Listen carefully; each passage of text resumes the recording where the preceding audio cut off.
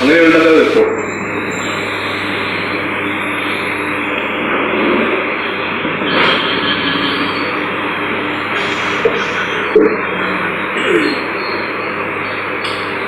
ചോദ്യം വളരെ വ്യക്തമാണ്. മനസ്സിന് ചിന്തകളും അനുഭവങ്ങളും ഇല്ലാത്ത അവസ്ഥ എന്ന് പറയുമ്പോൾ ചിന്തകളാണ് മനസ്സിൻ്റെ പ്രധാനപ്പെട്ട കോൺസെപ്റ്റ് അല്ലെങ്കിൽ മനസ്സിനെ നിർവഹിക്കുന്ന വസ്തു. ചിന്തകളാണ് മനസ്സിനെ ഉണ്ടാക്കുന്നത്. അപ്പം ചിന്താരഹിതമായിരിക്കുന്ന മനസ്സിൻ്റെ ക്വാളിറ്റി വ്യത്യാസമുണ്ട്. പക്ഷെ സാറ് അതിൻ്റെ കൂടെ ചോദിച്ച രണ്ടാമത്തെ കാര്യമുണ്ട്, അനുഭവങ്ങൾ എന്ന് പറയുന്ന വിഷയം. പലരും യോജിക്കുന്നില്ലെങ്കിൽ പോലും അനുഭവങ്ങൾ എന്ന് പറയുന്ന ഒരു തലത്തിനാണ് വാസ്തവത്തിൽ മനസ്സ് സൃഷ്ടിക്കപ്പെട്ടിരിക്കുന്നത്. മനസ്സ് സൃഷ്ടിക്കപ്പെട്ടിരിക്കുന്നു എന്ന് ഇവിടെ ഉപയോഗിച്ചതുകൊണ്ട് പ്രപഞ്ചം സൃഷ്ടിക്കപ്പെട്ടതാണ് എന്നൊരു അർത്ഥം എന്ന് വിചാരിക്കരുത്. മനസ്സുണ്ടായത്, അല്ലെങ്കിൽ മനസ്സെന്ന് പറയുന്ന ഒരു ഘടകം പ്രപഞ്ചത്തിൽ ഉണ്ടായത് തന്നെ അനുഭവത്തിന് വേണ്ടിയാണ്. ഒരു പക്ഷേ പ്രപഞ്ച നിർമ്മിതിയുടെ ഏറ്റവും പ്രധാനപ്പെട്ട ഘടകവും മനസ്സിൻ്റെ നിർമ്മിതിയാണ്, അല്ലെ മനസ്സിൻ്റെ ആവിർഭാവമാണ്, മനസ്സിൻ്റെ ഉത്ഭവമാണ്. മനസ്സില്ലെങ്കിൽ പ്രപഞ്ചമില്ല. മനോരഹിതമായിരിക്കുന്ന ഒരവസ്ഥയിൽ നിന്ന് ഒരു സമഷ്ടി മനസ്സ് ആദ്യമായി ഉണ്ടായെങ്കിൽ ആ സമഷ്ടി മനസ്സിൽ കൂടിയാണ് സൗന്ദര്യാത്മകമായിരിക്കുന്ന ഈ പ്രപഞ്ചം ഉണ്ടാകുന്നത്. അപ്പോൾ എല്ലാ സൗന്ദര്യവും കുടികൊള്ളുന്നത് മനസ്സിലാണ്. എല്ലാ വൈരൂപ്യവും കുടികൊള്ളുന്നതും വിരൂപമായിരിക്കുന്ന എല്ലാ കാര്യങ്ങളും കുടികൊള്ളുന്നതും ഒളിച്ചിരിക്കുന്നതും മനസ്സിലാണ്. ഇത് രണ്ടും അനുഭവങ്ങളുമായി ബന്ധപ്പെട്ട കാര്യമാണ്. സൗന്ദര്യം ഒരനുഭവമാണ്. ഒരു കാര്യം അഗ്ലിയായിട്ട് സാറിന് തോന്നുന്നെങ്കിൽ അതൊരനുഭവമാണ്. അപ്പോൾ ഇത് രണ്ടും മനസ്സിനകത്തുള്ളതാണ്. അപ്പം ചിന്തകളില്ലാത്ത മനസ്സുണ്ടാകില്ല എന്ന് പറയുമ്പോൾ അനുഭവമില്ലാത്ത ഒരു മനസ്സുണ്ടോ എന്ന് ചോദിച്ചാൽ അങ്ങനെ പറയാനൊക്കില്ല. കാരണം മനസ്സ് അനുഭവമായിട്ട് സിനോണിമസ് ആയിട്ട് നിൽക്കുന്ന ഒരു വസ്തുതയാണ്. രണ്ടാമത്തെ ഒരു അവസ്ഥ എന്ന് പറയുന്നത്, സാർ ചോദിക്കുമ്പോൾ ഒരു കാര്യം കൂടെ വ്യക്തമാകുന്നു. അനുഭവത്തിൻ്റെതായ തലത്തിലേക്ക് പോകുമ്പോൾ ഒരു നിമിഷ നേരത്തേക്കെങ്കിലും മനസ്സ് ചിന്താരഹിതമായിത്തീരുന്നു. അങ്ങനൊരു പോയിന്റ് അതിനകത്ത് കിട്ടുന്നുണ്ട്. അനുഭവത്തിനകത്തേക്ക് പോകും. എന്തനുഭവം അനുഭവിക്കുമ്പോൾ ആ സമയത്ത് ചിന്തയില്ല. ആ അനുഭവം പാസ് ചെയ്ത് കഴിയുമ്പോൾ ആ അനുഭവത്തിൻ്റെ ഓർമ്മകളും അതിനെ സംബന്ധിക്കുന്ന മറ്റു വിഷയങ്ങളുമായിട്ട് മനസ്സ് ചിന്തകളിലേക്ക് പോകും. അപ്പോൾ അങ്ങനെയാണ് നമ്മളതിനെ കാണേണ്ടത്. അപ്പോൾ ചിന്ത എന്ന് പറയുന്നത് മനസ്സുമായിട്ട് ബന്ധപ്പെട്ടിരിക്കുന്ന വിഷയമാണെങ്കിൽ പോലും അനുഭവത്തിൻ്റെ തലത്തിൽ വരുമ്പോൾ മനസ്സിന് നമ്മൾ ഈ കാണുന്ന മനസ്സിൻ്റെ ഭാവത്തിൽ നിന്ന് വ്യത്യസ്തമായിട്ട് കുറച്ചുകൂടി ഉന്നതമായിരിക്കുന്ന ഒരു മാനസിക തലം നമുക്ക് ഉണ്ടാക്കിയെടുക്കാൻ സാധിക്കുന്നു എന്ന് പറയുന്നത്. ഒരു കലാകാരൻ കലാസൃഷ്ടി നടത്തുന്നു, അല്ലെങ്കിൽ ഗായകൻ പാട്ടുപാടുന്നു, സംഗീതജ്ഞൻ സംഗീതം ഉതിർക്കുന്നു. ഇത്തരം സന്ദർഭങ്ങളിലൊക്കെ ചിന്തകൾക്കതീതമായിരിക്കുന്ന ഒരു അനുഭവത്തിൻ്റെതായ ലോകത്തിലേക്ക് ഈ കലാകാരനോ ഈ ചിത്രകാരനോ ഈ സംഗീതജ്ഞനോ പാട്ടുകാരനോ ഒക്കെ പ്രവേശിക്കുന്നുണ്ട്. അതുകൊണ്ടാണ് ഉദാത്തമായിരിക്കുന്ന ഒരു മേഖലയിലേക്ക് നമ്മളെ കൊണ്ടുപോകാൻ സാധിക്കുന്നത്. അയാളുടെ പ്രൈവറ്റ് ലോകത്തിലല്ല. അയാൾ സ്വകാര്യ ലോകത്തിലാണ് അഭിനയിക്കുന്നതെന്ന് തെറ്റിദ്ധരിച്ചിരിക്കാം ഒരു പക്ഷേ. അതിനെക്കുറിച്ച് നമ്മൾ ചിന്തിക്കേണ്ട കാര്യമില്ല. ചിലർ അങ്ങനെ വാദിക്കുന്നുണ്ട്. അപ്പോൾ അയാൾ എത്തുന്ന ഒരു ഭൂമിക എന്ന് പറയുന്നത് നമുക്ക് അവകാശപ്പെട്ടൊരു ഭൂമികയാണ്. മനസ്സിലായില്ലേ? നമുക്ക് അവകാശപ്പെട്ടൊരു ഭൂമികയാണ്. സാർവത്രികമായിട്ട് ലോകത്തുള്ള സകല മനുഷ്യനും അവകാശപ്പെട്ട ഭൂമികയാണ്. അതിലെത്തിച്ചേരുന്നതിൻ്റെ ക്വാളിറ്റി വ്യത്യാസമായിരിക്കും ഒരു പക്ഷേ. സാറൊരു സംഗീതജ്ഞനാണ്. സാറൊരു പാട്ട് പാടുമ്പോൾ അതിലോട്ട് ഞാൻ എത്തിച്ചേരുന്നത് വ്യത്യസ്തമായിരിക്കും, ഇയാൾ എത്തിച്ചേരുന്നത് വ്യത്യസ്തമായിരിക്കും, അയാൾ എത്തിച്ചേരുന്നത് വ്യത്യസ്തമായിരിക്കും. പക്ഷേ ഇവരെല്ലാവരും ഈ അനുഭവത്തിൻ്റെ ഒരു ഗ്ലിംസ്, ഒരു എത്തിനോട്ടം കിട്ടുന്നവരായി തന്നെ ഭവിക്കുന്നു. കാരണം ഇവർക്കെല്ലാം ഈ ഭൂമിയിൽ ജനിച്ചിരിക്കുന്നു എന്നുള്ളതുകൊണ്ട് ഈ ആനന്ദാനുഭവമായിട്ട് താതാത്മ്യം പ്രാപിക്കാൻ ഉള്ള അവകാശമുണ്ട്. സത്യം പറഞ്ഞാൽ അവകാശങ്ങളെ കുറിച്ച് സംസാരിക്കുമ്പോൾ ഇന്നിപ്പോൾ ഭരണഘടനയെക്കുറിച്ച് അവകാശങ്ങളെക്കുറിച്ചൊക്കെ ഓരോഘോരം പ്രസംഗം നടക്കുകയാണ് നമ്മുടെ നാട്ടിൽ. ഏറ്റവും പ്രധാനപ്പെട്ട അവകാശം പറഞ്ഞാൽ ഒരു മനുഷ്യന് ആനന്ദം അനുഭവിക്കാനുള്ള അവകാശം ഉണ്ടെന്നുള്ളതാണ്. ആ അവകാശത്തെ നിഷേധിച്ചുകൊണ്ട്, അതിനെ അറിയാതെ, അതിനെ അവഗണിച്ചുകൊണ്ടാണ് മനുഷ്യൻ മറ്റ് സില്ലി ആയിട്ടുള്ള അവകാശങ്ങളുടെ പേരിൽ മനുഷ്യൻ പുറകോട്ട് പോയിക്കൊണ്ടിരിക്കുന്നത്. എത്ര നാൾ വരെ ഈ അനുഭവം ഇല്ലാതിരിക്കുന്നു അതുവരെ നമുക്ക് മറ്റൊരു അവകാശത്തിനും കൊണ്ട് നമ്മളെ തൃപ്തരാകാൻ സാധിക്കില്ല. നമ്മൾ സാച്ചുറേറ്റഡ് ആകുന്നത് എപ്പോഴാണോ നമുക്ക് ഇൻബോൺ ആയിട്ട് നമ്മളിൽ അവകാശപ്പെട്ടിരിക്കുന്ന ആനന്ദം നമുക്ക് എപ്പോൾ കിട്ടുന്നു അതുവരെ നമുക്ക് ഈ പറഞ്ഞ മറ്റു കാര്യങ്ങളൊന്നും തന്നെയും നമുക്ക് ഒരു പ്രയോജനം ചെയ്യില്ല. കൺസ്യൂമറിസ്റ്റിക് ആയിട്ട് പോലും ഒരു പ്രയോജനം ചെയ്യില്ല. എന്നാൽ നമുക്ക് ഈ ആനന്ദം കൈവരുന്നത് നോക്കട്ടെ, ഇത് കിട്ടിക്കോട്ടെ, നമുക്ക് കിട്ടുന്ന ചെറിയ ചെറിയ അവസ്ഥകൾ പോലും, ചെറിയ ചെറിയ അനുഭവങ്ങൾ പോലും വളരെ മെഴിവിട്ടതായിട്ട് തോന്നുകയും പണ്ടത്തെക്കാൾ കൂടുതൽ ആസ്വാദ്യതയോടുകൂടി നമ്മളതിലേക്ക് പോവുകയും അത് ചെയ്യുന്നതായിട്ട് കാണാം. അപ്പം അത്തരത്തിലൊരു അനുഭവത്തിൻ്റെ സാധ്യത ഉണ്ടാക്കുന്നതും മനസ്സ് തന്നെയാണ്. അപ്പം മനോരഹിതനായിരിക്കുന്ന ഒരു യോഗിയെക്കുറിച്ചോ ഒരു അവധൂതനെക്കുറിച്ചോ അല്ലെങ്കിൽ ഒരു ജ്ഞാനിയെക്കുറിച്ചോ ഒക്കെ നമ്മൾ സംസാരിക്കുമ്പോൾ മനോരഹിതനാണ്, അയാൾ മനസ്സില്ലാത്തവനാണ്. ആ മനസ്സില്ലാത്തവൻ്റെതായ അവസ്ഥയിൽ അനുഭവത്തിൻ്റെതായ അവസ്ഥ വരുമ്പോൾ ഒരു ഫങ്ഷണൽ മൈൻഡ് അവിടെ ക്രിയേറ്റ് ചെയ്യപ്പെടുന്നു. സാറിൻ്റെ ചോദ്യത്തിൽ നിന്ന് നമ്മൾ മൂന്നാമത്തെ ഒരു പോയിന്റിലേക്ക് കയറുകയാണ്. For a normal mind, when the mind goes through an experience, the mind functionally ceases to function. മനസ്സിലായില്ലേ? Mind ceases to exist. Why? Because there is cessation of thoughts. Thought ceases to exist, so mind is also distinguished. Mind is also stopped. It is also dead. But the experience continues. The very next moment, mind returns with the memories of the experience and comparisons. അപ്പം മനസ്സ് ചിന്താരഹിതമായിരിക്കുന്ന ഒരു കാര്യത്തിൽ കൂടെയാണ് അനുഭവത്തിലേക്ക് കിടക്കുന്നത്, അല്ലെങ്കിൽ അനുഭവത്തിൽ എത്തുമ്പോൾ ചിന്താരഹിതം. സാധാരണ മനുഷ്യനെ സംബന്ധിച്ചിടത്തോളം അവൻ ഭോഗങ്ങളിൽ ഏർപ്പെടുമ്പോൾ ആ ഭോഗങ്ങളിലുള്ള ആനന്ദത്തിലെത്തുമ്പോൾ അവൻ ചിന്താരഹിതനായിത്തീരും. ആ ചിന്താരഹിതനായിത്തീരുന്നത് കൊണ്ടാണ് ഇതിന് ചിന്തയുമായിട്ട് ബന്ധമുണ്ടെന്ന് ആദ്യമായി കണ്ടുപിടിച്ചത്.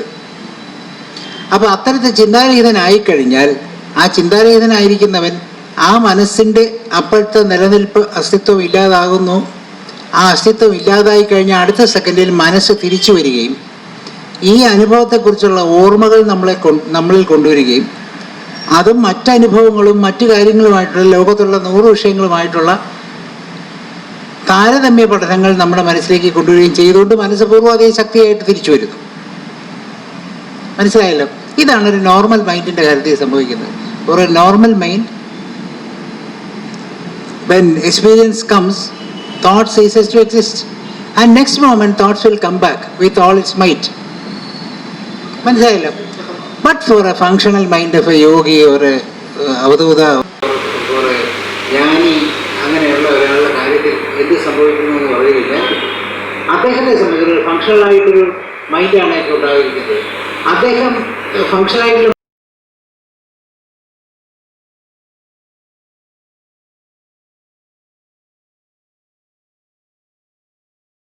മൈൻഡാണ് ഒക്കെ ഉണ്ടായിരിക്കുന്നത്.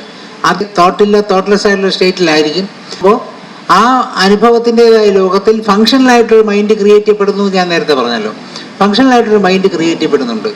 ആ മൈൻഡ് ക്രിയേറ്റ് ചെയ്യപ്പെടുന്നതിൻ്റെ ഭാഗമായിട്ട് മൈൻഡിൻ്റെ എല്ലാ ഫങ്ഷണൽ സ്വഭാവങ്ങളും, അതിൻ്റെ എല്ലാ ജോലികളും അത് ചെയ്തുകൊണ്ടിരിക്കുന്നു. അത് ചെയ്തുകൊണ്ട് ആ എക്സ്പീരിയൻസ് ഉണ്ടാക്കുകയും എന്നാൽ അടുത്ത സെക്കൻഡിൽ മൈൻഡിൻ്റെ മറ്റ് സ്വഭാവങ്ങളിലേക്ക് പോകാതിരിക്കുകയും ചെയ്യുന്നു. തിരിച്ചു പോകുന്നത് നോ മൈൻഡ് സ്റ്റേറ്റിലേക്കാണ്. ഒരു ബദ്ധൻ, ഒരു നോൺ ബുദ്ധൻ, ഒന്നുകൂടി വ്യക്തമായി പറയാം, non Buddha, a Buddha attains a state of no mind in order to experience something temporarily, only to quickly return to the only whatever he was, the old mental state with thoughts and all things. അപ്പോൾ ആ വീണ്ടും മനസ്സിൻ്റെതായ ലോകത്തിലേക്ക് അയാൾ തിരിച്ചു വീഴുന്നു. അപ്പോൾ അയാൾ ആനന്ദം അനുഭവിക്കുമ്പോൾ മനസ്സല്ലാത്തൊരു സ്ഥലത്തിലേക്ക് പോവുകയും തിരിച്ചടുത്ത സെക്കൻഡ് മനസ്സിൻ്റെ ലോകത്തിലേക്ക് തിരിച്ചു വരികയും ചെയ്യുന്നു. അപ്പം മൈൻഡ് ഒരു സെൻട്രൽ സ്റ്റേറ്റാണ്. മൈൻഡ് നോ മൈൻഡ് സ്റ്റേറ്റ് എന്ന് പറയുന്ന പോലെ തന്നെ ഈ നോ മൈൻഡ് സ്റ്റേറ്റ് എന്ന് പറയുന്നതിൻ്റെ അപ്പുറത്തെ വശമാണ് ഫങ്ഷണൽ മൈൻഡ്. ഇതെപ്പോഴും മനസ്സിലാക്കി വെക്കേണ്ടതാണ്. നമ്മളൊരു ഗുരുവിനെയോ ഒരു സാധകനെയോ അല്ല ഒരു സിദ്ധനെയോ അല്ലെങ്കിൽ സോ കോൾഡ് ബീയിങ്സിനെ നമ്മൾ പഠിക്കാൻ ശ്രമിക്കുമ്പോൾ ഈ ഒരു പോയിന്റ് ഓർമ്മിച്ചിരിക്കും. ഒരു പോയിന്റ്, ഒരു സെൻട്രൽ പോയിന്റിനകത്താണ് ആ നോ മൈൻഡ് സ്റ്റേറ്റ് ആയിട്ട് നമ്മൾ ഇവിടെ നോക്കുമ്പോൾ കാണുന്നത്. ഈ നോ മൈൻഡ് സ്റ്റേറ്റ് എന്ന് പറയുന്ന അവരെ സംബന്ധിച്ചിടത്തോളം എന്താണ്? അവരെ സംബന്ധിച്ചിടത്തോളം എന്താണ്? എന്താണ്? മൈൻഡിന്റെ സ്റ്റേറ്റാണ്. അതൊരു മൈൻഡാണ്. അവർ മൈൻഡ് ഇല്ലാതെ നടന്നുകൊണ്ടിരിക്കുകയാണ്. അവർ അനുഭവങ്ങൾക്ക് വേണ്ടി മൈൻഡിലോട്ട് ഇറങ്ങി വരുന്നു. ഇതേ സ്ഥലത്താണ് നമ്മൾ ഇവിടുന്ന് അനുഭവങ്ങൾക്ക് വേണ്ടി നോ മൈൻഡ് സ്റ്റേറ്റ് എന്ന് പറയുന്ന സ്ഥലത്തേക്ക് പോകുന്നത്. സത്യത്തിൽ നോ മൈൻഡ് സ്റ്റേറ്റും ഇല്ല, മൈൻഡ് സ്റ്റേറ്റും ഇല്ല സത്യം പറഞ്ഞു കഴിഞ്ഞാൽ. പക്ഷേ ഇത് പറഞ്ഞാൽ കൺഫ്യൂസ്ഡ് ആയിപ്പോകും. അപ്പം നമ്മുടെ ഹ്യൂമൻ സൈക്കി ഒരിക്കലും ആ സ്റ്റേറ്റ് വരെ എത്തിയിട്ടില്ല. ഇത് മനസ്സിലാക്കാൻ കോംപ്രിഹെൻഡ് ചെയ്യാനുള്ളൊരു കഴിവ് വരെ എത്തിയിട്ടില്ലാത്തതുകൊണ്ട് നമുക്ക് അങ്ങനെ പറയാൻ പറ്റില്ല. ഈ ഐഡിയൽ സ്റ്റേറ്റ് എന്ന് പറയുന്നത് it's a free man's land. No മൈൻഡും അല്ല, മൈൻഡും അല്ല. കാരണം ഇതേ സ്ഥലത്ത് വന്നതുകൊണ്ടാണ് ഒരു ബുദ്ധൻ അനുഭവിക്കുന്നത്. ഇതേ സ്ഥലത്ത് വന്നതാണ് ഒരു ബദ്ധനും അനുഭവിക്കുന്നത്. ബദ്ധൻ അനുഭവിക്കുമ്പോൾ ഇത് മൈൻഡുമായിട്ട് അവൻ ടൂ മച്ച് കണ്ടീഷൻഡാണ്. അവന് മൈൻഡുമായിട്ട് നല്ല ബന്ധമുണ്ട്. അവനിങ്ങനെ നിത്യവും മൈൻഡുമായിട്ട് ബന്ധപ്പെട്ടിരിക്കുകയാണല്ലോ. അപ്പം അവൻ്റെ അനുഭവത്തിൻ്റെതായ ലോകം എന്ന് പറയുന്നത് ഇത് നോ മൈൻഡ് ആണെന്ന് അവൻ പറയും. അപ്പോൾ ഓഷോയൊക്കെ പറയുന്നില്ലേ no mind state, no mind state എന്ന് പറയുന്നത് ഇതാണ്. ആ നോ മൈൻഡ് സ്റ്റേറ്റിലേക്ക് അവർ വരുന്നത്. അതേസമയം യഥാർത്ഥത്തിൽ നോ മൈൻഡ് സ്റ്റേറ്റിൽ ഇരിക്കുന്നവർ അനുഭവത്തിൻ്റെതായ തലത്തിലേക്ക് വരുമ്പോൾ ഈ ഫങ്ഷണൽ മൈൻഡ് സ്റ്റേറ്റിലേക്കാണ് വരുന്നത്. അവർ ഈ മൈൻഡിൻ്റെ മറ്റ് കണ്ടീഷനിലേക്ക് തിരിച്ചു പോവുമോ? ഇല്ല. അവർ തിരിച്ചു പോകുന്നത് എന്തോ ഇല്ലാട്ടാണ് അവർ തിരിച്ചു പോകുന്നത്. ഒരു എക്സ്പീരിയൻസ് കഴിഞ്ഞിട്ട് അവരുടെ ഒറിജിനൽ നോ മൈൻഡ് സ്റ്റേറ്റിലേക്കാണ്. നമ്മളിപ്പോൾ നോ മൈൻഡ് സ്റ്റേറ്റ് എന്ന് പറഞ്ഞാൽ ആ ഒറിജിനൽ സ്റ്റേറ്റിലേക്ക് അവർ തിരിച്ചു പോകുന്നു, നമ്മൾ തിരിച്ച് ഇതിലോട്ട് വരുന്നു. അപ്പോൾ ഒക്കേഷനായിട്ട് നമുക്കൊരു അനുഭവം ഉണ്ടാകുന്നു. അനുഭവം കഴിയുമ്പോൾ ഈ അനുഭവം നഷ്ടപ്പെടുന്നു. അനുഭവം നമ്മൾ ഉണ്ടാക്കുന്ന അനുഭവമായിരിക്കും, നമുക്ക് ഭോഗങ്ങളിൽ കൂടെ ഉണ്ടാകുന്ന അനുഭവമായിരിക്കും, അല്ലെങ്കിൽ ആത്മീയമായ അനുഭവമായിരിക്കും. ഇതിലൊക്കെ നമ്മളവിടെ എത്തുന്നു. എത്തിക്കഴിഞ്ഞിട്ട് നമ്മൾ വീണ്ടും അതിൻ്റെ ഒരു എത്തിനോട്ടം സാധ്യമായിട്ട് നമ്മൾ വീണ്ടും പഴയ മെൻ്റൽ സ്റ്റേറ്റിലേക്ക് നമ്മൾ തിരിച്ചു വരുന്നു. ഓർമ്മകൾ, കമ്പാരിസൺസ്, ഇതെല്ലാം കൊണ്ട് നമ്മൾ അതിനകത്ത് കമ്പയർ ചെയ്ത് ഈ എക്സ്പീരിയൻസിനെ നമ്മൾ തുലയ്ക്കുകയാണ് ചെയ്യുന്നത്. സാധാരണ നമ്മൾ ആ മെമ്മറിയെ നശിപ്പിക്കുന്ന മുഴുവൻ അത് കമ്പയർ ചെയ്യും, നമ്മൾ അനുഭവങ്ങളുമായിട്ട് കമ്പയർ ചെയ്യും. അതുകൊണ്ടാണല്ലോ ബൈബിളിൽ പറയുന്നത് മുന്തിരിക്കുരുകളെ മോഷ്ടിക്കുന്ന കുറുക്കന്മാരെ സൂക്ഷിക്കുവിൻ എന്ന് സോളമൻ്റെ സംഗീതത്തിൽ പറയുന്നതിൻ്റെ അർത്ഥം ഇതാണ്. മുന്തിരിക്കുരുകൾ എന്ന് പറഞ്ഞാൽ എക്സ്പീരിയൻസ് ആണ്. അതിനെ റാഷണലൈസ് ചെയ്യാൻ നോക്കുന്നതാണ് കുറുക്കന്മാർ. അപ്പോൾ ഈ എക്സ്പീരിയൻസിനെ നമ്മൾ റാഷണലൈസ് ചെയ്യാൻ പോകുമ്പോഴത്തേക്ക് ഇത് നമുക്ക് നഷ്ടപ്പെടും. അപ്പം നമ്മളിൽ ഉണ്ടാക്കേണ്ട ഒരു ഇമ്പാക്റ്റ്, ഈ അനുഭവം കൊണ്ട് നമ്മളിൽ ഉണ്ടാക്കേണ്ട ഇമ്പാക്റ്റ്, ഇപ്പം സിദ്ധിക്ക് വളർന്നു വരുന്നു, കൊച്ചുകുട്ടിയെ വളർത്തുന്നു. സിദ്ധിക്ക് ഒരു കുട്ടിയെ വളർത്തുമ്പോൾ ആ കുട്ടിക്ക് ചില ട്യൂട്ടർ ചെയ്ത് കുട്ടിയെ കുറേ കാര്യങ്ങൾ പഠിപ്പിച്ചു. ആ കുട്ടിയിൽ ഇമ്പാക്റ്റ് ക്രിയേറ്റ് ചെയ്താണ് ആ കുട്ടി മുമ്പോട്ട് വന്നുകൊണ്ടിരിക്കുന്നത്, അല്ലേ? അല്ല ചുമ്മാ കുട്ടിയെ വിട്ടുണ്ടല്ല. ആ കുട്ടി ഇങ്ങനെ ജീവിതത്തിൽ കൂടെ പല സംഭവങ്ങളിൽ കൂടിയും കുട്ടി പഠിച്ചു വരികയാണ്. ഇതുപോലെ നമുക്ക് ഓരോ അനുഭവങ്ങളിലും എക്സ്പീരിയൻസുകളിലും നമുക്ക് നമ്മളെ കൾച്ചർ ചെയ്തെടുക്കുന്ന, നമ്മളെ പൂർണ്ണിമയിലേക്ക് കൾച്ചർ ചെയ്യുന്ന, നമ്മളെ ബുദ്ധത്വത്തിലേക്ക് നടത്തിക്കുന്ന ഒരു സംഭവം അതിനകത്തുണ്ട്. ഇത് നമ്മൾ എന്ത് ചെയ്യുന്നു എന്ന് വെച്ചാൽ ഇത് അട്ടിമറിച്ച് നമ്മൾ ഈ കമ്പാരിസണും മെമ്മറികളും തമ്മിലുള്ള ഒരു ക്ലാഷിനകത്ത് ഇതിനെ നമ്മൾ തിരിച്ചു കൊണ്ടുവന്ന് ഇതിനെ ഇല്ലാതാക്കി നമുക്കതിൻ്റെ റിസൾട്ട് എന്താണോ അത് നമുക്ക് കിട്ടാതെ വരും. അതാണ് ഏറ്റവും വലിയ പ്രോബ്ലം. അപ്പം നമ്മൾ എന്ത് ചെയ്യുന്നു? അനുഭവിക്കുന്നു. ചിലപ്പം എത്രയോ നാളുകൊണ്ടുള്ള ആത്മീയ അനുഭവമായിരിക്കും. എത്രയോ നാളുടെ നമ്മുടെ അധ്വാനം കൊണ്ടോ നമ്മുടെ ശ്രമം കൊണ്ടോ പരിശ്രമം കൊണ്ടോ ഒക്കെ ഉണ്ടാക്കിയെടുത്ത പ്രയത്നത്തിൻ്റെ ഫലമായിട്ട് ഉണ്ടാക്കിയെടുത്ത ഒരു ആത്മീയ അനുഭവമായിരിക്കും ഉണ്ടാകുന്നത്. പക്ഷേ ഈ ആത്മീയ അനുഭവത്തെ നമ്മൾ തിരിച്ചു കൊണ്ടുവന്ന് അതിനെ റാഷണലൈസ് ചെയ്ത് ഡിസെക്റ്റ് ചെയ്യാൻ തുടങ്ങുന്നു. ഒരു ഡോക്ടർ ഡിസെക്റ്റ് ചെയ്യുന്നുണ്ട്, MBBS സ്റ്റുഡൻറ്റ് ഡിസെക്റ്റ് ചെയ്യുന്ന പോലെ ഡിസെക്റ്റ് ചെയ്ത് തുടങ്ങുമ്പോഴത്തേക്കും അതിൻ്റെ എല്ലാ അനുഭവങ്ങളും നഷ്ടപ്പെട്ട് അതിന് നമ്മളിൽ ഉണ്ടാക്കാവുന്ന ഇമ്പാക്റ്റ് നമുക്ക് നഷ്ടപ്പെടുകയും നമ്മളെ തിരിച്ച് വീണ്ടും പഴയ കണ്ടീഷനിലാവുകയും ചെയ്യുന്നു. അപ്പോൾ വാസ്തവത്തിൽ എന്ത് സംഭവിക്കുന്നു? ഈ പിന്നെ പാറ ഉരുട്ടി കയറ്റിയിട്ട് തിരിച്ച് തള്ളിവിട്ട് ചിരിക്കുന്ന നാളത്തെ പ്രാന്തൻ പഠിപ്പിച്ച സംഗതി ഇതാണ്. You may attain wisdom, you may experience wisdom with your effort, but next moment you are pulling down the wisdom and that is funny. അതാണ് ആ ചിരിയുടെ അർത്ഥം. നമ്മൾ തന്നെ ഈ അനുഭവം ഉണ്ടാക്കുന്നു, അനുഭവത്തെ നമ്മൾ തന്നെ നിരാകരിക്കുന്നു. അപ്പം ഇത് കുറേ നാളിങ്ങനെ പോയിക്കഴിഞ്ഞാലാണ് നമുക്ക് ആ തിരിച്ച് ഡിസെക്റ്റ് ചെയ്യാനുള്ള കഴിവിൽ നിന്ന് നമ്മൾ കൾച്ചർ ചെയ്ത് മാറുന്നത്. അപ്പോൾ ആ ഡിസെക്ഷൻ കുറയുന്നു. പിന്നെ തന്നെയാണ് പിന്നെ നമുക്ക് ആ എക്സ്പീരിയൻസ് ഓരോന്നും ഓരോ ചവിട്ടുപടിയായിട്ട് പിന്നെ മുകളിലോട്ട് പോയി എക്സ്പീരിയൻസുകളുടെ ഒരു ജൈത്രയാത്ര നമുക്ക് ആരംഭിക്കുകയും അങ്ങനെ ജൈത്രയാത്ര ആരംഭിക്കുന്നതോടുകൂടി കുറച്ചുകൂടി സ്ഥിതപ്രജ്ഞനായിരിക്കുന്ന ഒരവസ്ഥയിലേക്ക് നമ്മൾ പതുക്കെ പ്രവേശിക്കുകയും ചെയ്യുന്നു. അവിടെ നമ്മൾ തിരിച്ചു പോകുന്നത് എങ്ങനെയാണ്?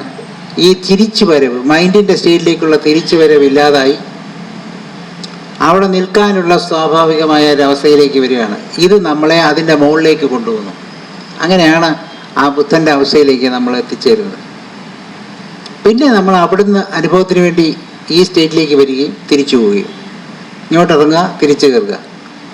ഒരു പെൻഡുലം ആടിക്കൊണ്ടിരിക്കുന്ന പോലെ ബുദ്ധൻ്റെ അവസ്ഥ എന്ന് പറയുന്നത് ആ ബോധാവസ്ഥയിൽ നിന്ന് മൈൻഡിലേക്ക് വരികയും മൈൻഡിൽ നിന്ന് തിരിച്ചു പോവുകയും ചെയ്തുകൊണ്ടിരിക്കുന്നു.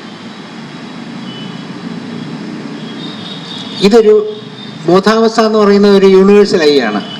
അതായത് പ്രപഞ്ചം മുഴുവൻ നിറഞ്ഞിരിക്കുന്ന ഒരു ഞാനാണ്. ഈ മനസ്സെന്ന് പറയുന്നതോ ചെറിയ ഞാൻ, ശരീരത്തിനകത്തിരിക്കുന്ന ഞാൻ. അപ്പോൾ ആ പെൻഡുലം ഇങ്ങനെ ആടി തിരിച്ചു വരുന്നത് പോലെ ഇത്ര സ്പീഡിൽ ഇത് പെൻഡുലേറ്റ് ചെയ്തുകൊണ്ടിരിക്കുകയാണ്.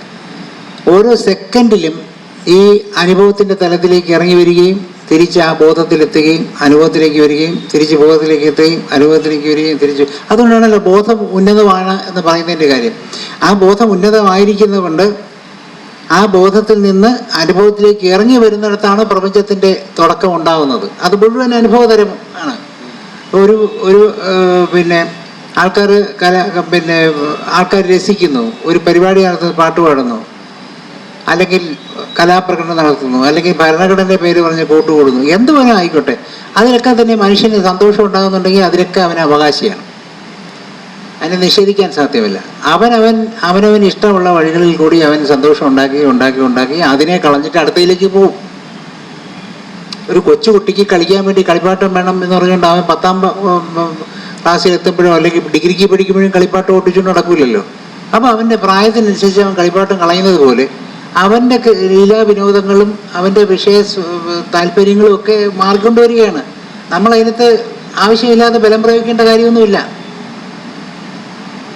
അതിൽ കൂടി മുകളിലോട്ട് വരും. അപ്പോൾ മുകളിലോട്ട് വന്നുകൊണ്ടിരിക്കുമ്പോൾ അവൻ്റേതായ താല്പര്യങ്ങളിൽ നിന്ന് വ്യത്യസ്തമായ പുതിയ താല്പര്യങ്ങൾ കണ്ടെത്തുകയും ആ പുതിയ താല്പര്യങ്ങളും അടുത്ത് താല്പര്യങ്ങളിലേക്ക് വരിക. അങ്ങനെ കയറി വരുമ്പോഴാണ് ഞാൻ ഈ പറഞ്ഞ അനുഭവത്തിൻ്റെ ലോകത്ത് തന്നെ നിൽക്കാനുള്ളൊരു സാധ്യത ഉണ്ടാകുന്നത്. അത് നിത്യമായിരിക്കുന്ന അനുഭവമായിരിക്കും. അപ്പോൾ ആ നിത്യമായിരിക്കുന്ന അനുഭവത്തിൽ നിന്ന് തിരിച്ചു പോകാതിരിക്കുന്നതിലുള്ള എന്തുകൊണ്ട് തിരിച്ചു പോകുന്നു? അടുത്ത ക്വസ്റ്റ്യൻ. എന്തുകൊണ്ടാണ് നിങ്ങൾ ഒരു മനുഷ്യൻ നോർമൽ മൈൻഡിലേക്ക് തിരിച്ച് അനുഭവത്തിൽ നിന്ന് ഇറങ്ങി വരുന്നത്? അങ്ങനെ അല്ലാതിരുന്നാൽ ഭ്രമാത്മകമായിരിക്കുന്ന ഒരവസ്ഥയിലേക്ക് പോകും. സിദ്ദിഖിനിപ്പോൾ ഒരു പാട്ട് കേട്ടു, അല്ലെങ്കിൽ ഒരു കഥ വായിച്ചു, സിദ്ദിഖിന് ഒരു അനുഭവം ഉണ്ടായി, ഒരു കരച്ചിലുണ്ടായി എന്നിരിക്കട്ടെ, അതിൽ നിന്ന് മോചനം പ്രാപിക്കാതെ വന്നാൽ എങ്ങനെ ഇരിക്കും?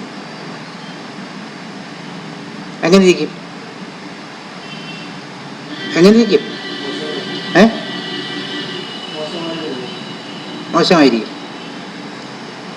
അപ്പം അത് തിരിച്ചു വരിക എന്ന് പറയുന്നത് ഭൗതികമായിരിക്കുന്ന പ്രാപഞ്ചികമായിരിക്കുന്ന ഒരു ആവശ്യം. അതുകൊണ്ട് മനുഷ്യനെ സെറ്റ് ചെയ്തിരിക്കുന്നത് തിരിച്ച് മെൻ്റൽ സ്റ്റേറ്റിലേക്ക് വരിക എന്നുള്ളതാണ്. അപ്പം നമ്മൾ ഈ മെൻ്റൽ സ്റ്റേറ്റിലേക്ക് വരുന്നത് ക്രൈമായിട്ട് കാണണ്ടെന്നാണ് ഞാനിപ്പോൾ പറഞ്ഞുകൊണ്ട് വരുന്നത്.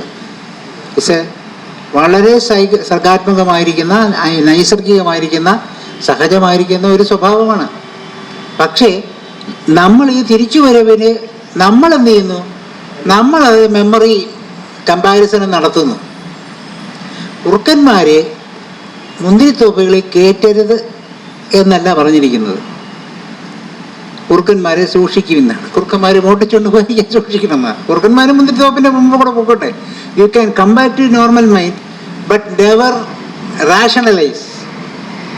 അനുഭവങ്ങളെ യുക്തിപരമായി ചിന്തിച്ചതിനെ തുലയ്ക്കരുത് എന്നുള്ളത്. അനുഭവത്തിൻ്റെ ലോകത്ത് വിടുക. നമ്മൾ പുതിയൊരു അനുഭവത്തിനായിട്ട് കാത്തിരിക്കുക. ആ അനുഭവം വരുമ്പോഴത്തേക്ക് ഈ അനുഭവത്തിനേക്കാൾ മിഴിവുള്ളൊരു അനുഭവം വേറെ വരും. അപ്പം അന്നത്തെ അനുഭവം ഇന്നത്തെ അനുഭവം കൂടെ കൂട്ടിച്ചേർക്കേണ്ട കാര്യമില്ല. അപ്പം അതുകൊണ്ട് നമുക്കിപ്പോൾ തിരിച്ചു വരവ് അതിന് യുക്തികമായിരിക്കുന്ന ഒരു അനുഭവമാണെന്ന് തെറ്റിദ്ധരിക്കരുത്. മനസ്സിലേക്ക് നമ്മൾ വരികയാണ്. മനസ്സിലേക്ക് വരുമ്പോൾ മറ്റ് ചിന്തകളുടെ സാന്നിധ്യം കൊണ്ട് നമുക്ക് ഈ ചിന്തയെ തൽക്കാലം മാറ്റി വയ്ക്കുന്നതിനൊരു ഉപാധി മനസ്സിന് വേണം. അപ്പോൾ താങ്കളൊരു വലിയ അനുഭവം അനുഭവിച്ചു കഴിഞ്ഞു. അതിങ്ങനെ താങ്കളെ മൊത്തമായിട്ടങ്ങ് മുക്തമാക്കിയിരിക്കുകയാണ്. ആ മുക്തമാക്കിയിരിക്കുന്നിടത്തോളം കാലം താങ്കൾക്ക് ഊണില്ല, ഉറക്കമില്ല.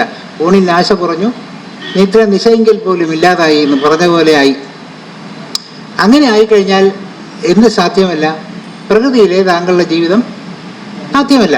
അപ്പം അതുകൊണ്ട് അങ്ങനെ വരാതിരിക്കാൻ വേണ്ടി മനസ്സ് തന്നെ ചെയ്യുന്ന ഒരു ടെക്നിക്കാണ്. അതിനെ സൈഡ് ട്രാക്ക് ചെയ്യാൻ വേണ്ടി മറ്റ് ചിന്തകളെ മുന്നോട്ട് കൊണ്ടുവരും.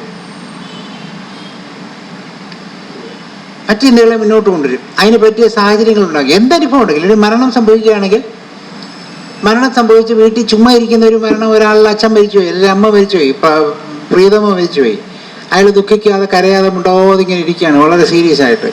ആൾക്കാരെല്ലാം കൂടെ ചുറ്റും കൂടി അടുത്ത് വന്നിരുന്നത് എപ്പോഴായിരുന്നു, എങ്ങനെയായിരുന്നു, എന്ത് പറ്റി, അവസാനം എന്തായിരുന്നു എന്നൊക്കെ പറഞ്ഞ് അങ്ങോട്ട് ചോദിച്ച് അയാളെ ആ ദുഃഖത്തിൻ്റെ ലെവലിലേക്ക് താഴോട്ട് കൊണ്ടുവരും. ഇതിനാണ് ഈ മരണം അന്വേഷിച്ച് പോക്കെന്ന് പറയുന്ന ചടങ്ങ് മുഴുവൻ വച്ചിരിക്കുന്നത്. എത്ര ശാസ്ത്രീയമാണെന്ന് ആലോചിച്ചോളൂ. നമ്മൾ വിചാരിക്കുന്നത് ഇതൊക്കെ സാമൂഹിക ആചാരമാണ്, വൃത്തിയിട്ട പരിപാടിയാണ്. നല്ല അവരെ അവരുടെ ദുഃഖത്തിൽ വിടാൻ പാടില്ല. അവരെ അവരുടെ ജീവിതത്തിലേക്ക് തിരിച്ചുകൊണ്ടുണ്ടെങ്കിൽ നമ്മളെല്ലാം കൂടെ പോയിരുന്നത് എന്തായിരുന്നു കാര്യം ചോദിച്ചാൽ അവരെ മറക്കാൻ ശ്രമിക്കുന്നതിനെ വീണ്ടും വെളിയിൽ കൊണ്ടുവരും. വെളിയിൽ കൊണ്ടുവന്ന് അതിനെക്കുറിച്ച് അവർ കരയിക്കാതെ, പണ്ടൊക്കെ സ്ത്രീകൾ കരയാതിരിക്കുകയാണെങ്കിൽ കരയിപ്പിക്കാൻ വേണ്ടി തന്നെ പണ്ടത്തെ കാരണവന്മാരെ, ഇപ്പോൾ ചില സ്ത്രീകളൊക്കെ കരയാതിരുന്നു കഴിഞ്ഞാൽ കൊച്ചു കുഞ്ഞുങ്ങളെയൊക്കെ മുമ്പോട്ട് തള്ളിവിട്ട് കരയിപ്പിക്കുന്നതാണ്. ആ കുഞ്ഞിനെ ഇനി ഇവർക്ക് ആരുണ്ട് എന്ന് ചോദിക്കുമ്പോഴെങ്കിലും ആ തള്ള കരഞ്ഞു പോകണം, ഇല്ലെങ്കിൽ ഹൃദയം പൊട്ടി മരിച്ചു. അപ്പം അതുകൊണ്ട് ആ ഇമോഷൻസിനെ ബ്രേക്ക് ഡൗൺ ചെയ്യുക എന്ന് പറയുന്നത് അത്യാവശ്യമാണ്. റിലീസാവണം. അപ്പം അതുകൊണ്ട് അങ്ങനെ തിരിച്ചുകൊണ്ട് അതുപോലെ നമ്മുടെ മനസ്സിന് ഇതൊരു സിസ്റ്റം നമ്മൾ സെറ്റ് ചെയ്തിരിക്കുന്നുണ്ട്. നമ്മൾ ഈ അനുഭവത്തിലേക്ക് പോകുമ്പോൾ തിരിച്ച് അനുഭവത്തിൽ നിന്ന് തിരിച്ച് താഴോട്ടിറങ്ങി വരിക, വേറെ ചിന്തകൾ വരിക, നമുക്കങ്ങ് മാറിപ്പോവാം. നമ്മളെന്ത് ചെയ്യും? ഉടനെ ഒരു ജഡ്ജിൻ്റെ സ്ഥാനം എടുക്കും. അവിടെയാണ് ആ ഈഗോ വർക്ക് ചെയ്യുന്നത്. ഈഗോ അവിടെ ഇരുന്നുകൊണ്ട് ഇതിനെ അനലൈസ് ചെയ്യാൻ തുടങ്ങും.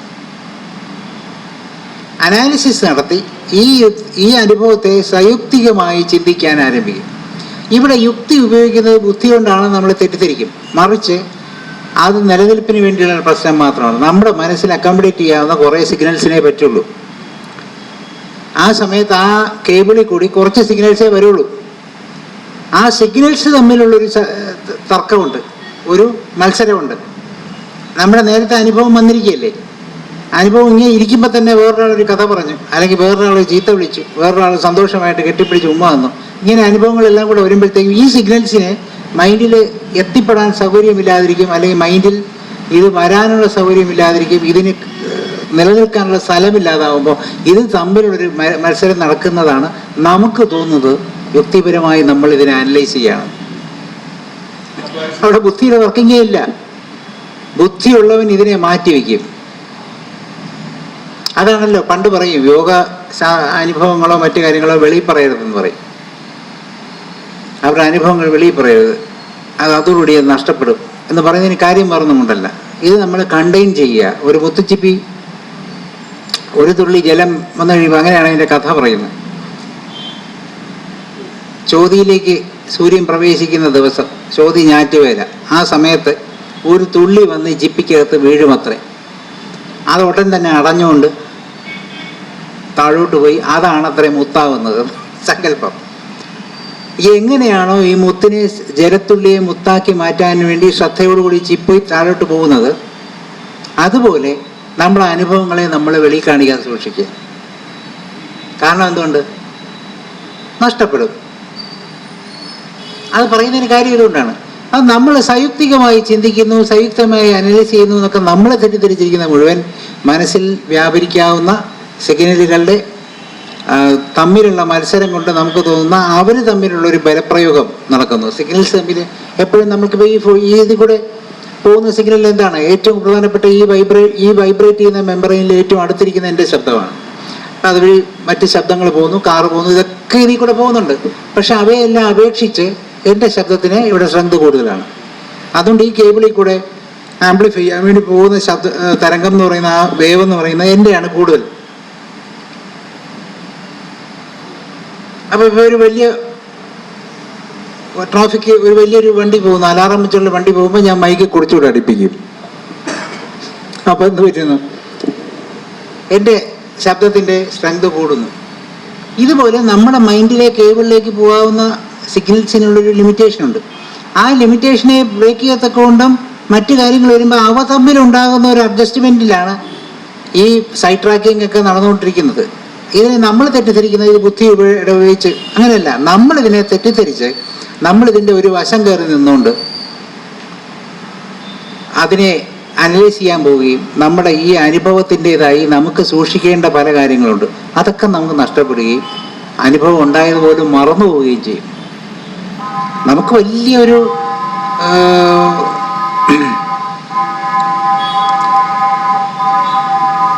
വെറുതെ മൈക്ക് അടുപ്പിച്ച് വെച്ച് പറഞ്ഞിട്ട് കാര്യമൊന്നുമില്ല, അത് പോട്ട്, അത്രയല്ലേ ഉള്ളൂ. നമ്മൾ വെറുതെ മത്സരിക്കാൻ പറ്റ കാര്യം. നമ്മൾ വളരെ നാളത്തെ പരിശ്രമം കൊണ്ട് നേടുന്ന ഒരു അനുഭവം നമ്മൾ പെട്ടെന്ന് മറന്നുപോകും. പെട്ടെന്ന് മറന്നുപോയിട്ട് ഇങ്ങനൊരു സംഗതി നമുക്ക് ഉണ്ടായി എന്നുള്ളത് പോലും നമുക്ക് ഓർമ്മിക്കാൻ പറ്റില്ല. കാരണം നമ്മൾ മറ്റു കാര്യങ്ങളിലേക്ക് ശ്രദ്ധിച്ചു തുടങ്ങി, അടുത്ത അനുഭവത്തിന് വേണ്ടി താല്പര്യം കാണിച്ചു തുടങ്ങി, അടുത്ത കമ്പാരിസണിലേക്ക് നമ്മൾ പോയി. ഇങ്ങനെ 100 കാര്യങ്ങളിലേക്ക് നമ്മൾ പോവുകയും ഇത് കാരണം കിട്ടിയ അനുഭവത്തെ നമുക്ക് സൂക്ഷിക്കാൻ പറ്റാതെ നമുക്ക് നഷ്ടപ്പെടുകയും ചെയ്യുന്ന ഒരു അവസ്ഥയിലേക്ക് പോകും.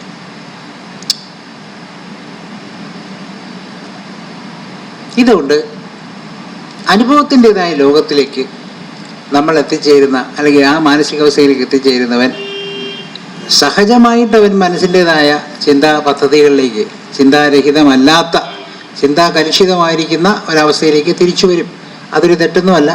കാലക്രമത്തിൽ മനസ്സ് പാകമായി വരുമ്പോൾ ഈ തിരിച്ചുവരവ് ഇല്ലാതാവുകയും അനുഭവത്തിൻ്റെതായ ലോകത്ത് കുറച്ചുകൂടി സ്ഥിരതയോടുകൂടി നിൽക്കുകയും ചെയ്യും. ഞാൻ നേരത്തെ പറഞ്ഞ സ്ഥിതിയല്ല, ആ അനുഭവത്തിൻ്റെ ലോകത്ത് നിൽക്കും. അവനൊരു ഭ്രമാത്മകമായിരിക്കുന്ന അവസ്ഥയിലല്ല. അപ്പോൾ എന്തുകൊണ്ട്?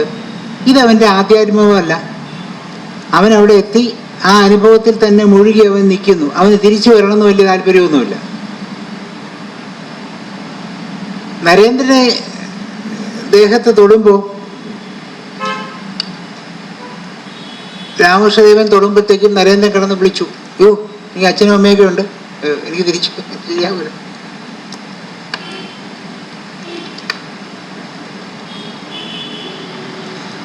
എന്ന് പറഞ്ഞ് വിളിച്ചു, തൽക്കാലം ഇത് മതി എന്ന് പറഞ്ഞ് അദ്ദേഹം നിർത്തി. അപ്പോഴത്തേക്കും തന്നെ ആ അനുഭവം എന്ന് പറയുന്നത് നരേന്ദ്രന് താങ്ങാൻ പറ്റാത്ത അനുഭവമാണ്. അതാ.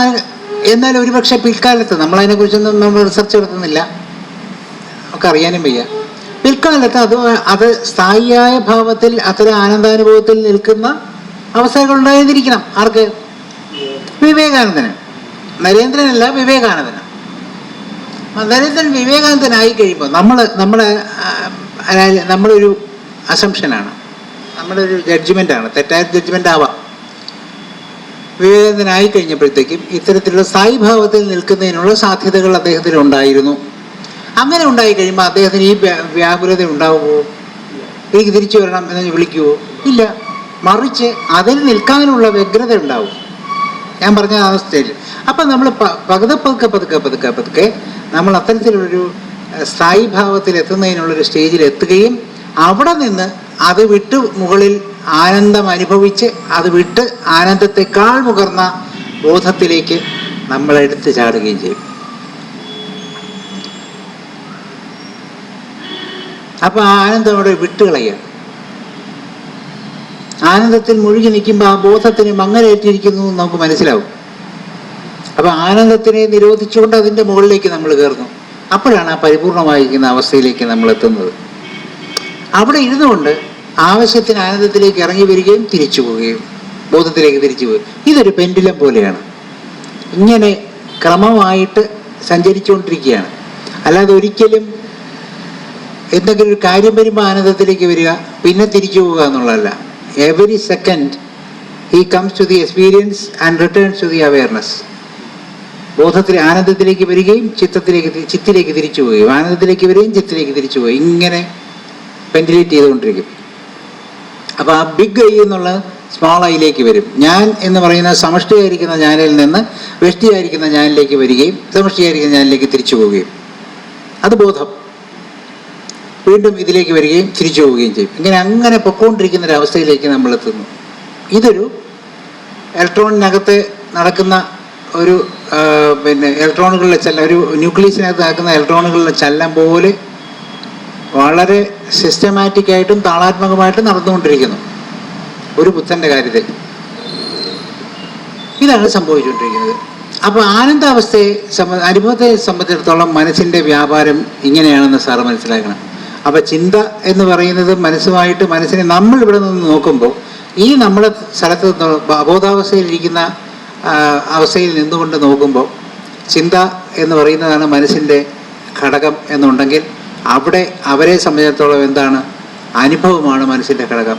അപ്പോൾ സാറ് ചോദിച്ച വളരെ നല്ലൊരു ചോദ്യമാണ്. ചിന്തയും അനുഭവവും, അത് അദ്ദേഹം ഉദ്ദേശിച്ച് ചോദിച്ചായിരിക്കണം എന്നില്ല. പക്ഷേ ഈ സ്ഥലത്തിൻ്റെ പ്രത്യേകതയായിരിക്കും ഒരു പക്ഷേ അങ്ങനെ ഒരു ചോദ്യം ഉണ്ടാവും. അപ്പം അതുകൊണ്ട് തോട്ട്സിൻ്റെതായ ലോകത്തിൽ നിന്ന് മനസ്സ് വിട്ടുമാറി അനുഭവങ്ങളിലേക്ക് പോകുന്നു. അനുഭവങ്ങളിലേക്ക് പോകുമ്പോൾ ഈ തോട്ട്സിന് താൽക്കാലികമായ വിരാമം സംഭവിക്കുന്നു. അപ്പോൾ മനസ്സില്ലാതാകുന്നു എന്നാണ് സാധാരണ ധരിക്കുന്നത്. അപ്പോൾ ആ മനസ്സില്ലായ്മയുണ്ടായതിൽ നിന്ന് അനുഭവത്തിൻ്റെ ഇതിലേക്ക് പോവുകയും നെക്സ്റ്റ് മൊമെൻ്റ് അനുഭവത്തിൽ നിന്ന് നമ്മൾ തിരിച്ചു പോകുന്ന നമ്മുടെ ചിന്തകളും ഓർമ്മകളും നിറഞ്ഞ ഒരു ലോകത്തേക്ക് തിരിച്ചു വരികയും ഇതിനെ നമ്മൾ അനാലിസിസ് നടത്താൻ പോവുകയും ചെയ്യുന്നു. ബുദ്ധനെ സംബന്ധിച്ചിടത്തോളം ബോധത്തിൻ്റെ അവസ്ഥയിൽ നിന്ന് അനുഭവത്തിൻ്റെ തലത്തിലേക്ക് വരുന്നതിന് ഒരു ഫങ്ഷണൽ മൈൻഡാണ് ഉണ്ടാകുന്നത്. ആ മൈൻഡിൻ്റെ സ്റ്റേറ്റിലേക്ക് വരികയും തിരിച്ചു പോവുകയും ചെയ്യും, അവയർനെസ്സിലേക്ക് തിരിച്ചു പോവുകയും ചെയ്യും. അപ്പോൾ ഇത് വളരെ വ്യക്തമായി മനസ്സിലായി എന്ന് എനിക്ക് തോന്നുന്നു.